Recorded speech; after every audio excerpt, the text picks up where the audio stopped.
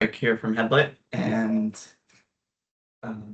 he is available to answer any of your questions. But up first, I'll hand it to him to share any new updates that he wants to share, and then we can get into the questions, any feedback for Headlight, any feedback for the construction team as a whole. Yeah, so with that, I'll hand it off to Craig. All right, thanks, Cord. Yeah, I had two things I wanted to share my screen here for and just kind of highlight as some more recent updates that you all might not be aware of and might be helpful to see it live. I believe you can see my screen now. Is that true?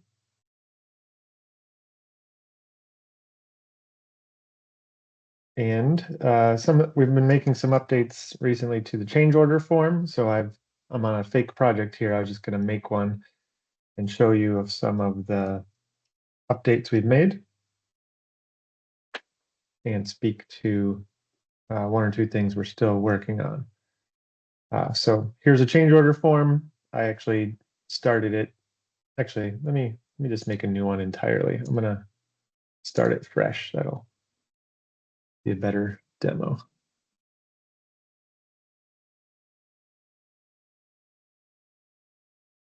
All right. So here's a brand new change order form.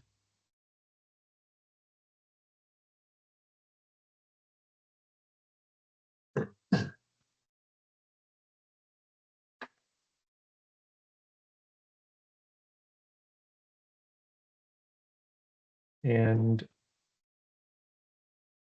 I'm going to make a new pay item here in the change order form.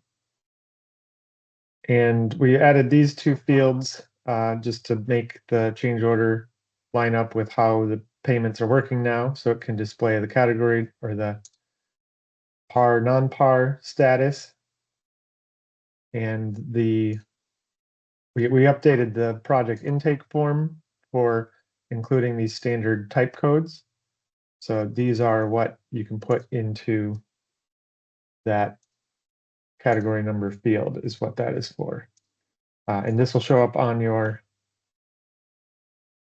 oh, it's spelled wrong. This will show up on your payments then when this new item is added in. Another thing we're still working on that some of you had requested is this part has been a little bit confusing to people when putting in new items.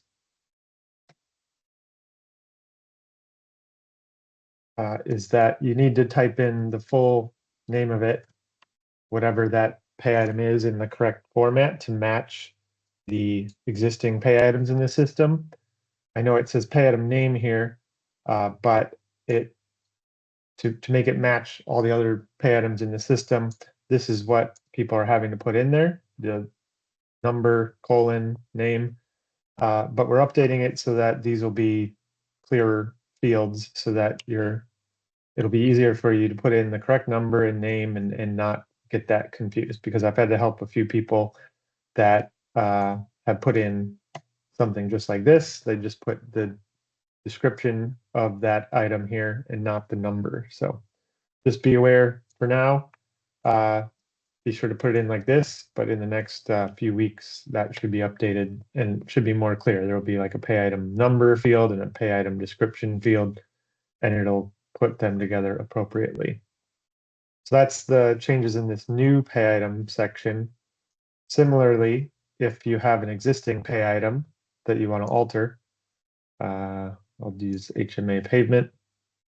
It will now pull in what the existing type code is and the par non-par status, and you can alter those. If you realize one is incorrect in your contract currently, you can modify it as needed in the change order form now.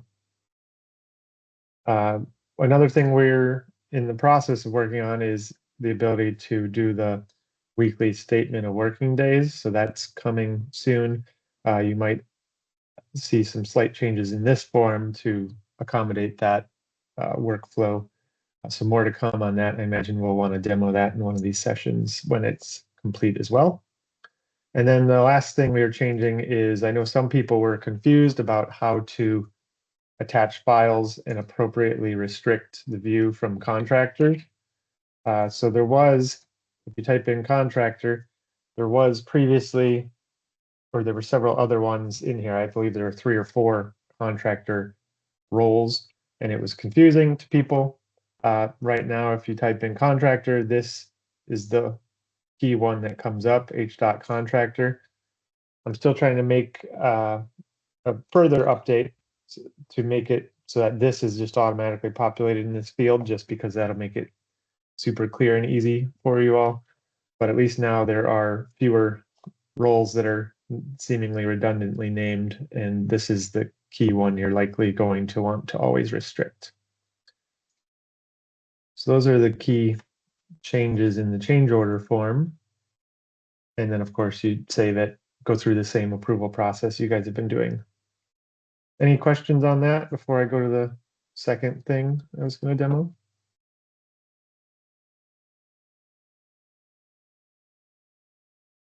All right. Hey, Craig, just to be perfectly yeah. clear, if you Go put ahead.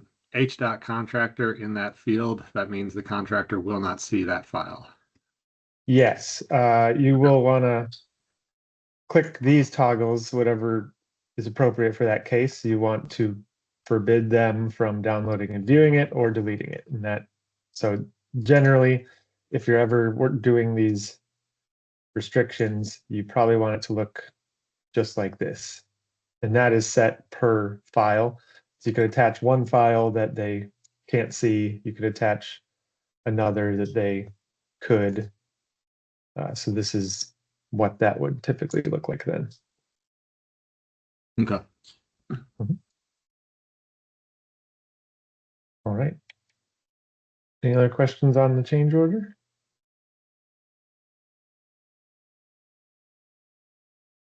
Okay. The second thing I wanted to show quick was this is the Headlight Fast Capture app. It's what we call the iPhone app. I actually just have it installed on my iPad here to share on the screen, which is why it shows up as a smaller box in the middle. But this is what it would look like on an iPhone. And we released that a little while ago, and it was definitely designed more as a tool for maybe like the engineers that are occasionally in the field and don't have an iPad, and a few other use cases. And it was more limited. One key limitation of it still is that, let's say you're working on a project with another inspector, you can't search and filter for like what somebody else has recorded on that project.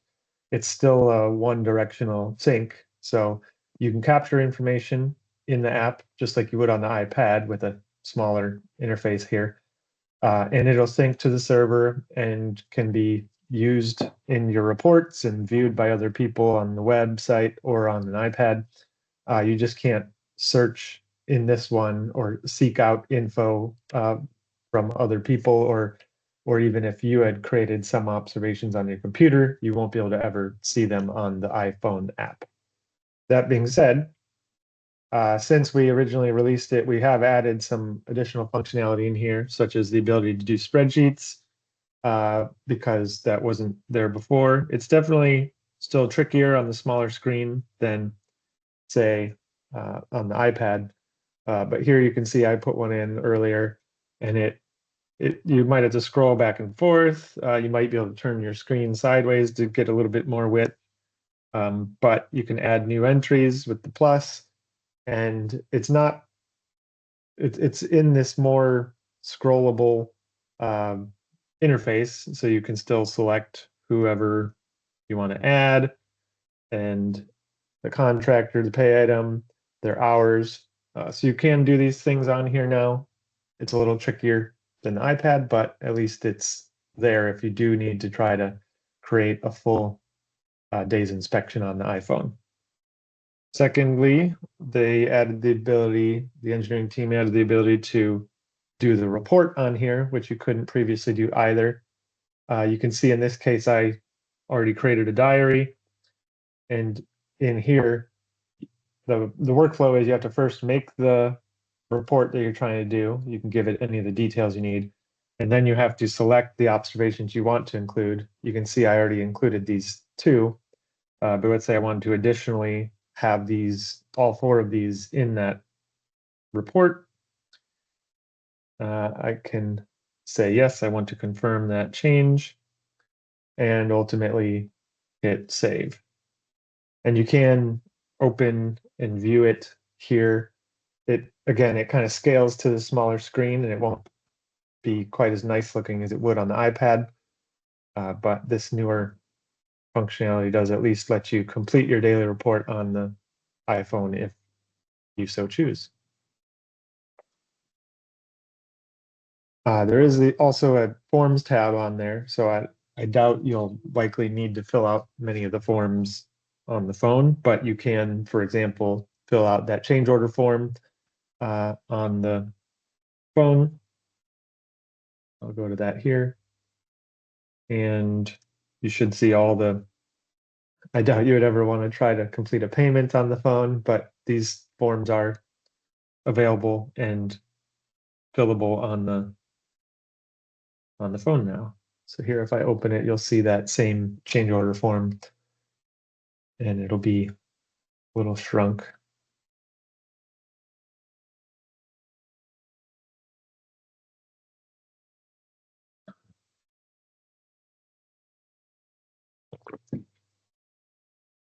So you can see it, rather than being wider, it kind of puts those same fields all vertically, but you got the same buttons and tools generally.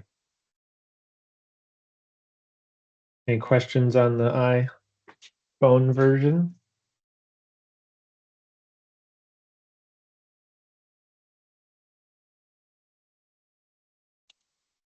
All right. Well, that's all I had to specifically show off today. I think Cord said you guys may have other feedback generally on these processes. I can open the floor or let Cord specifically ask anything.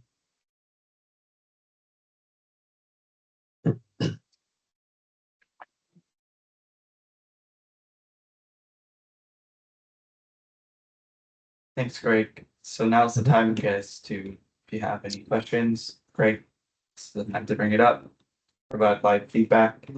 But just to get things started, I'll ask Greg a question. So while you guys think of some other things, one of the things we've been hearing from the field is that when you create a change order, so if you could go fill out form.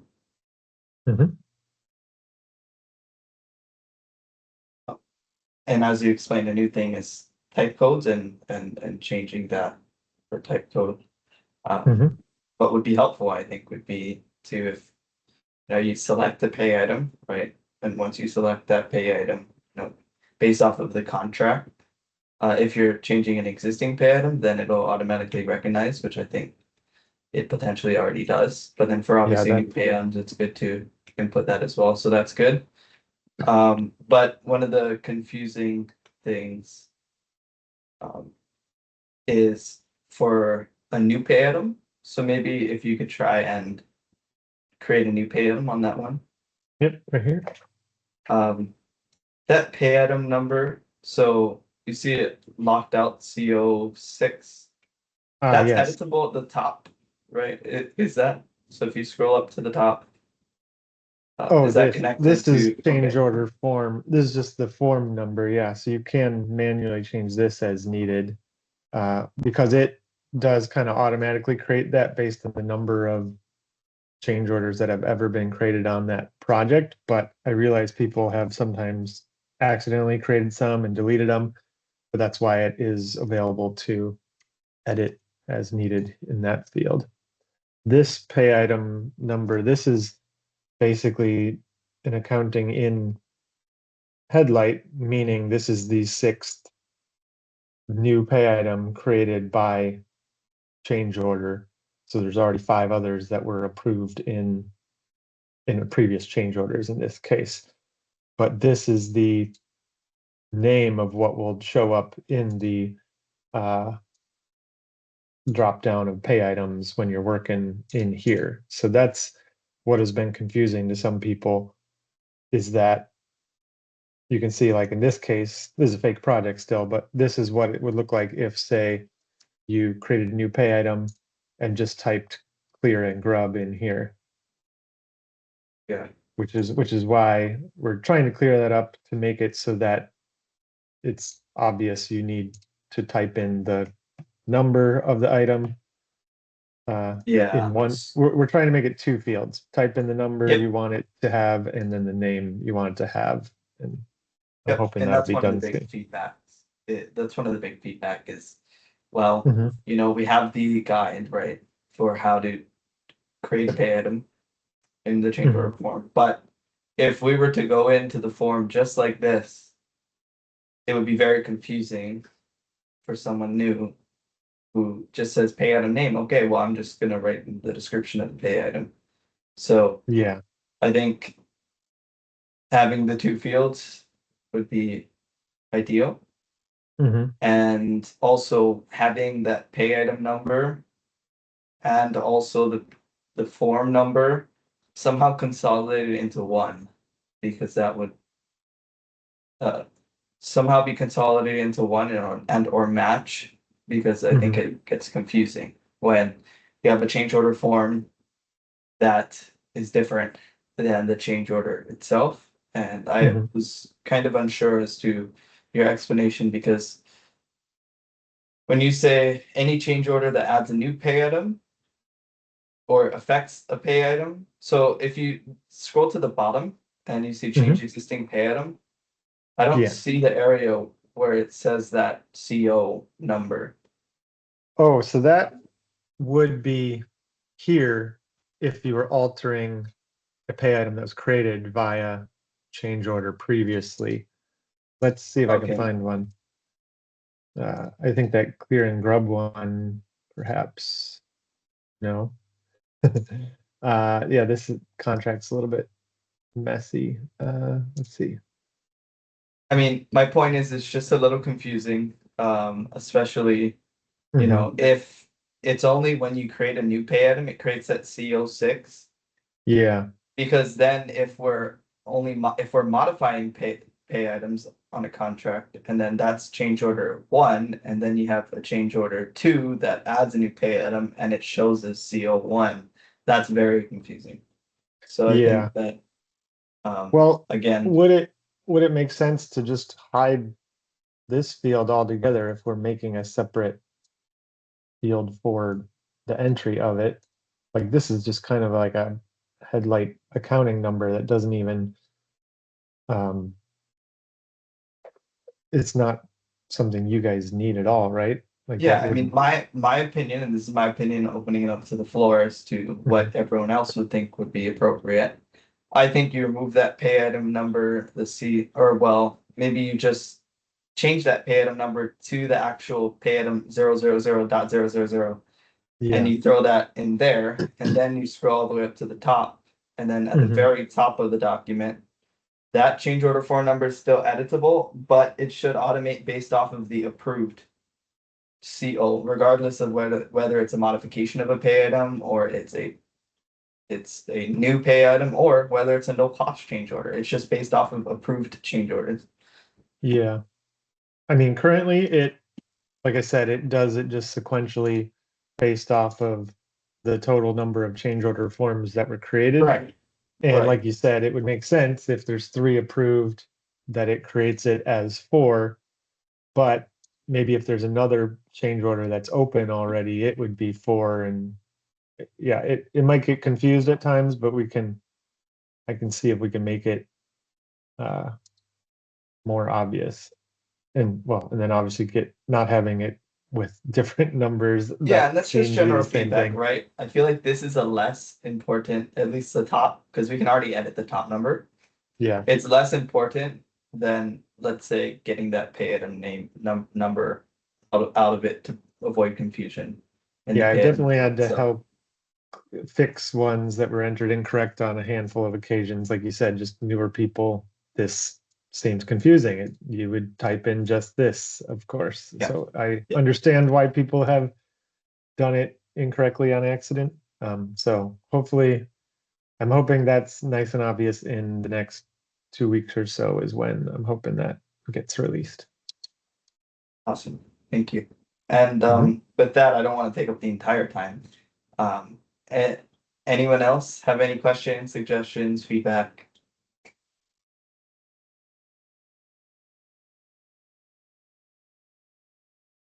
Hey, I got one other question. Let's go into the category code topic. Oh yeah. So like, I know you talked on in other trainings, and I kind of get it, but at the same time, like in practice, I tried to load a project into Headlight. So I had all these pay items, and then I'm looking through the category codes, and I'm just kind of trying to use my best judgment to match them up. Mhm. But then in the end, I got told, hey, just match it to what the DOR had done, which basically they had almost every single pay item was category 21 safety. So I just, Yeah, I think that's pretty common that they're all the same item. This spreadsheet we had just uploaded, these were from the federal document that just outlined what they are. And then I think it was, yeah, that was it DOR you said was that document that you can usually find that on. I think for some non-federally funded projects too, like that doesn't even necessarily always get used. Maybe you can speak to whether that's the case, Cord. I'm not as familiar with that. Or I know on your project, Cord too, there's like custom ones because it's non-par and it doesn't always fit the exact codes. Yeah, yeah. I would say for those edge cases where, you're creating customized ones that it's a non-par project that you would need customized category number that's not inputted at the project input stage. We would just work on those on a case by case basis. I'm not sure if providing and working on a uh, solution for those education cases would be entirely always useful. So I think, yeah, I think in those cases, I would just, reach out and be able to add funding type codes and modify. you're talking about when doing a change order and adding a new pay item, I'd reach out to who to determine the correct category code. So it really just depends on your contract, right? Um, because I know if for non-par projects, there you have your detailed estimate in which the designers give their best case for funding type code, but it doesn't necessarily matter as much. I know based off of my experience on it's mainly the utilities on the non-par projects that they care about and distributing, or at least fiscal cares about distributing the utility payments to the proper parties. But I know obviously for federal projects, federally funded projects, those are the ones where, you need to choose off the standardized list. So I'm not sure entirely. I would say, just reach out to, your designers or use your best judgment for the non-par projects and or fiscal. So I don't really have the best. I can double check with you, John, but I can double check on who the best person to check on your contract for separating those funding type codes, but not necessarily on state funded projects are they always consistently separated out by type codes. Okay. It's not super consistent, so yeah. Uh, it's not something that comes up all the time. It's just when it does, I'm like, Yeah. I don't know. Yeah. Thanks. Thanks. Okay, does anyone else have any other questions on payments, change orders, field book, diaries, KC cards?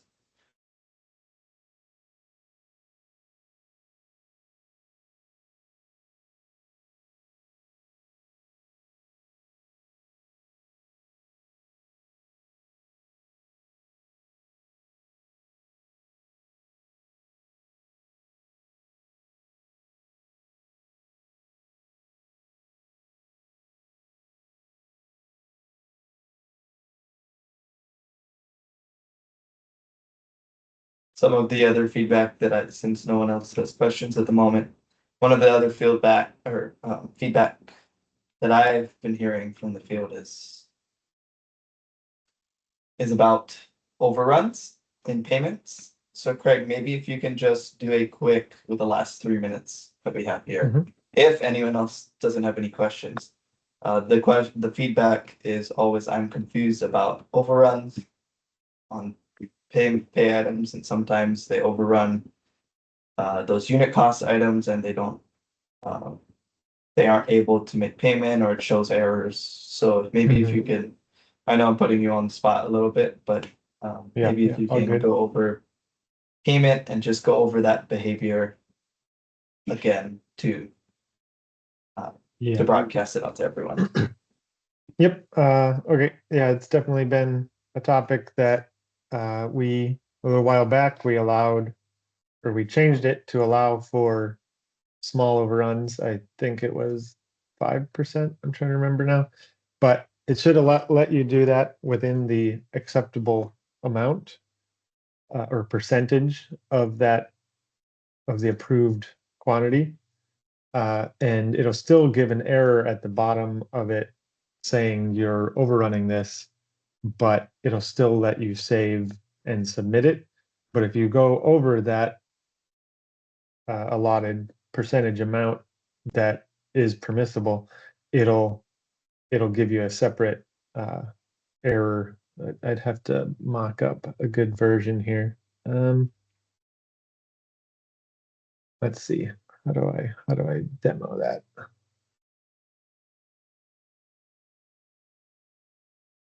So yeah, in this case, we have an approved quantity of 13,000. Okay, so this isn't going over it. I have to mock up something else to show it, but this is where you'll see that warning.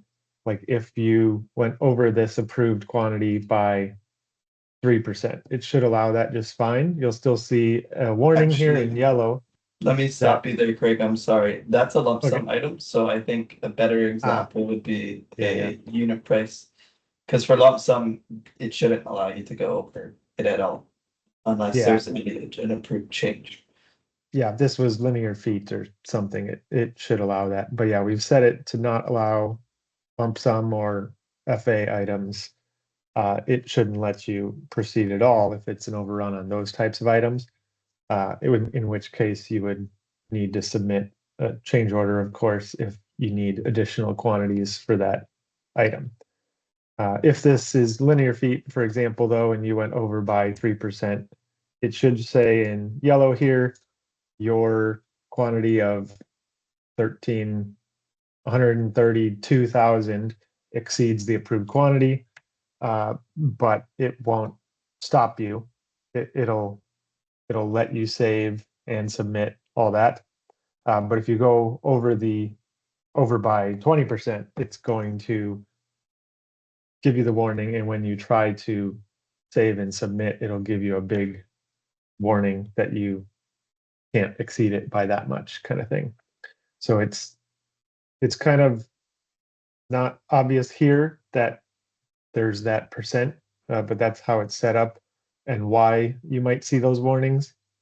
But if you are ever trying to overrun by say 2% or something that should be allowed and it's not working for you, definitely let me know right away because that is not the intended behavior. But I believe it should at least allow those approved overruns or allowable overruns for now.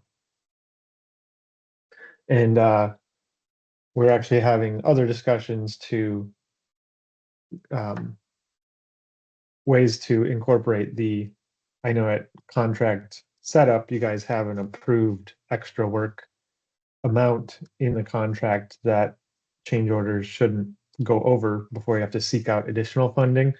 We're trying to bake in other ways to make that obvious in here. So like if you were going over the total contract amount by more than that extra work amount, we want it to give you some sort of error too. So there's more to come on that.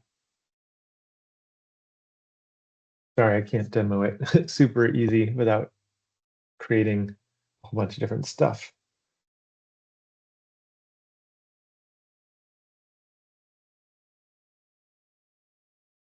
Let me see if I can find one. I can try to do it. Okay, I mean, thank you for that explanation. We are Mhm. at time 8:02, so I just wanted to provide last minute. Does anyone have any other questions?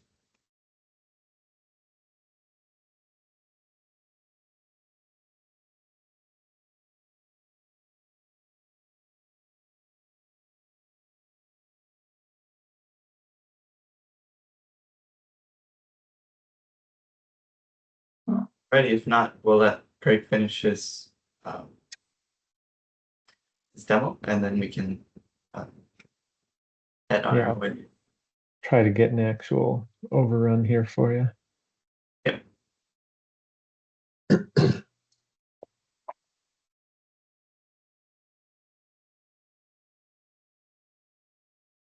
Come on.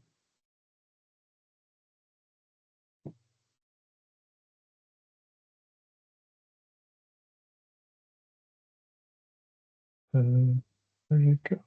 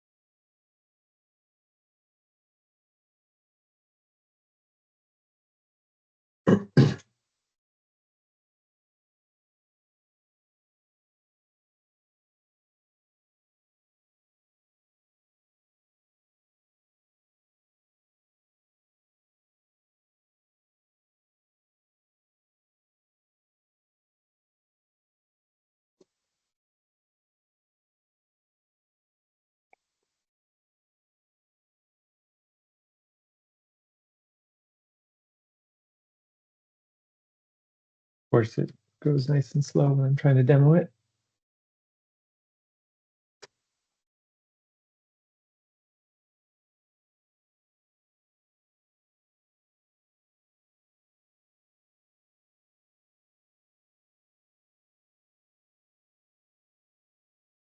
Come on.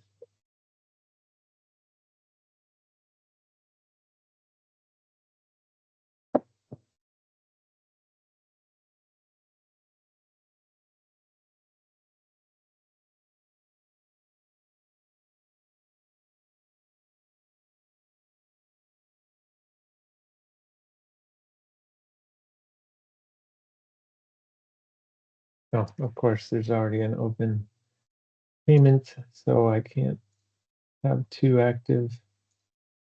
Let me I'm gonna delete this one you had mocked up cord.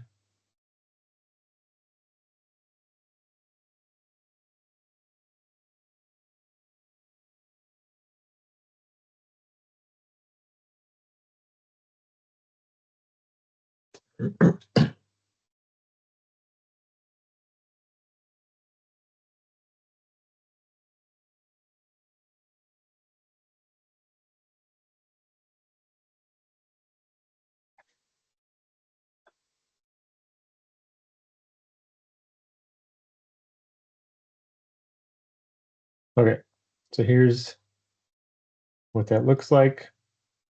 Oh, in this case, it actually is overrunning by quite a lot because there was previous paid amounts. So I believe it won't let me, let's try to submit it.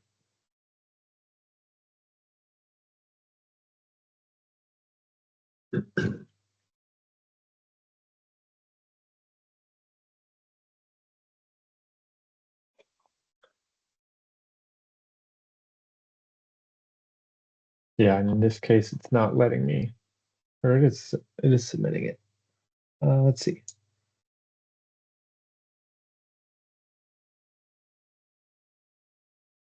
Yeah, okay. So I only ran it by 20. So that's why it allowed this. It still gives you the warning that you're overrunning it. But if I put in a much larger amount that's not within the allowable percentage, it won't let me submit it. But in this case, I did successfully submit it.